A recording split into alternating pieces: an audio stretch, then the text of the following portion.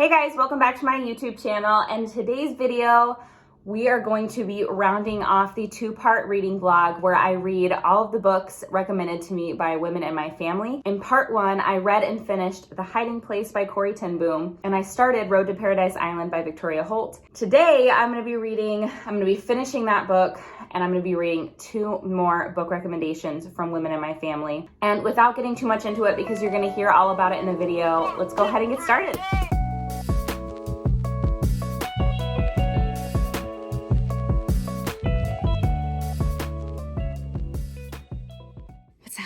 Quick check-in. So my goal yesterday was to get to page 100, and I made it to 80, which I still think is pretty good. I'm not going to be able to read that anymore today. Maybe I will before bed. I'm not super sure. But instead, I'm going to finish up getting ready for church because my husband has the kids right now over at the church. So I'm going to pick the next book up for this reading vlog, which was recommended to me by my beautiful mother. It is called The Negotiator by D. Henderson. I've never read a D. Henderson book, but this book seems to be more so of like a romantic suspense, which I'm super excited about. I think it's about an FBI agent that is falling for this guy. I'm excited about this one. I do have it on audio, so I'm going to start that while I finish getting ready. What's up, guys? I am about on page 180 of The Road to Paradise Island. Loving it. Okay. I am very, very pleasantly surprised by this book. So this book was released a long time ago. This book was published in like the early 1900s. And so because of that, I was like, this is gonna be hard to read. While the writing style is a little more dense than I'm used to, it's so good. And this book is very, very eerie, kind of creepy. Like the beginning part was you meeting Annalise and hearing about her family and learning about their map making business. And then it's the section where her brother goes missing. And this is like part of the premise. I also started The Negotiator by D. Henderson, which was the recommendation by my mom. And I am very intrigued by this book. I think I'm about 12% into the audio. Really loving the writing style. It's easy to listen to. The narrator is not my favorite choice, but that is neither here nor there. The story is great so far. It's about a hostage negotiator named Kate and a man who works for the FBI, a Fed as they call it. And they meet in a hostage situation, essentially. And they're immediately attracted to each other and start to develop feelings. And so you're kind of following it's kind of like a love story, but it's also suspenseful. And there's like an underlying mystery as well. So loving it. This checks every single box for me. It's a Christian author. I love it. It has over 4 stars on Goodreads, and it has, I think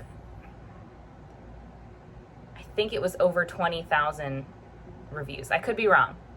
I'm gonna put the real number over here. But oh my gosh, I'm having such a good time. My mom knows me so well. She knows what I like, so enjoying it. What is up, guys? So this is gonna be my last check-in for this book before I finish it. But I'm on page 158.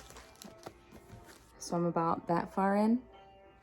So this is the end. Okay, so many flippin' thoughts about this book. Number 1, Nancy Drew vibes. Who'd have thunk it? I certainly did not expect that. Number 2, Pirates of the Caribbean vibes. Also did not expect that. Oh my gosh, this book is a wild ride.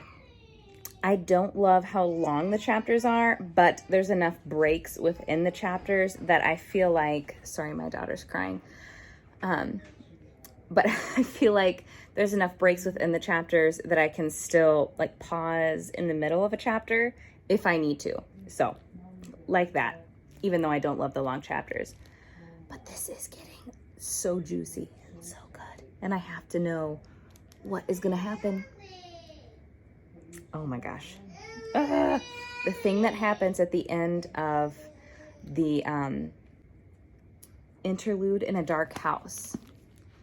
The thing that happens, well, that whole chapter. I did not expect that in this book. Did not expect it at all. I absolutely love Annalise. She's the Keira Knightley of this novel, right? She is.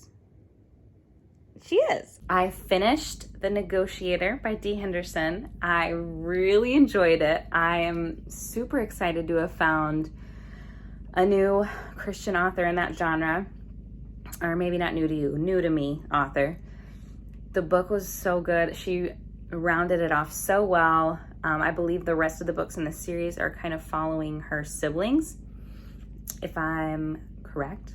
I really enjoyed it. It hit all the buttons for me. Some romance, the faith, serious faith conversations, and suspense, mystery. It hit all the buttons. Thanks, Mom, for introducing it to me. There were parts that were a little more on the cheesier side, and so I'm not super sure what I'll rate it yet. But I did really enjoy this book, and I definitely recommend it. It was a great audiobook. And I also finished The Road to Paradise Island. Very pleasant surprise. Nancy Drew vibes, shockingly. Pirates of the Caribbean vibes, shockingly. Just so much intrigue, mystery, romance. It was a little heftier in regards to the writing, but still so enjoyable. I would say the first 150 pages were a little hard to get through, but the end was just chef's kiss. So good. Loved it. I think I'm going to give it 4 out of 5 stars. I think that's mostly because the writing was a little harder to get through, but the story was so fun. So fun. I loved it. And finally, to round off this reading vlog, I'm going to pick up The Sunlit Night by Rebecca Dinerstein. I'm not sure how to pronounce it. This isn't a super long one. I think it's only like 250 pages, I believe. So it shouldn't take me too long to get through. It is Sunday right now. I'm going to read a little bit, and then I think I'm going to read a little bit tonight before bed.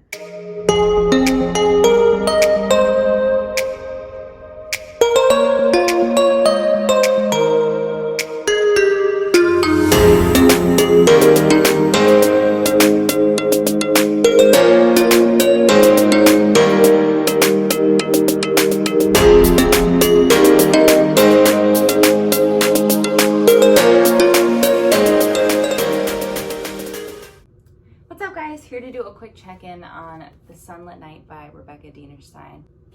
It has been, I'm not even going to tell you how long it's been since I checked in this reading vlog, because I have put this book down so many times. I don't quite know what it is, but I'm having a really hard time getting through this one. I would say at this point, I'm on page 196, so I only got like 55 pages left. At this point, I'm not super bored anymore, but I was pretty uninterested for a while in the story, pretty disconnected. I am having a hard time connecting with Yasha and Frances. So let me tell you a little bit about what it's about. It's about Frances, who has just found herself recently single. She is 22 years old, or almost 22 years old. She is a painter and has just traveled to Norway to go under this apprenticeship with this man named Nils. And Yasha, his father has just passed away. His father and him used to run this bakery back in New York, and his father recently passed away. His mother has been distant, had left them 10 years ago. What the premise says is that they oddly find refuge in each other. I'm just not sold on it. It just, and again, this is a shorter novel. It's only 250 pages long. Hannah, why is it taking you so long to get through this? But like when they meet and their interactions together are really few and far between. There's not a ton of dialogue in this book, which is maybe why it's harder to get through. And their chemistry, just like, I'm not really understanding how it happened. Like like all of a sudden he's saying these things about how he's attracted to her. Like he literally just met her the day before. Or no, he literally just met her that day. And I don't know, I'm puzzled by this book. It's supposed to be a romance. It feels like a contemporary fiction, or maybe it's supposed to be a contemporary fiction, but the back literally says, or what it says is a love story at the top of the world. I'm not feeling the love story. I'm committed to finishing it. I feel bad. I really don't want to end this vlog on a book that I didn't really care for. And I don't like not liking books that people recommend to me. This just is not my cup of tea, and I'm very puzzled by a lot of the connections in this book. I'm probably gonna finish it today, and I will round off my thoughts then. All right, here to give my final thoughts on The Sunlit Night by Rebecca Dienerstein. Unfortunately, I'm gonna have to land this book at a 2 out of 5 star for me. I was so torn about this. A lot of times I tend to give a higher star rating just if the writing was catching to me and beautiful. And I feel like amongst my other critiques that I felt were more like of personal taste, in the end, I didn't even really end up loving like the writing style, and I'm so sad about this. And I certainly won't be one that will rip apart a book if I thought it was horrible, and I didn't think that it was horrible. I think that, again, like I said before, I think a majority of it comes down to my own personal taste in books. It's marketed as some type of romance / coming of age story, I would say. And I just didn't really get that.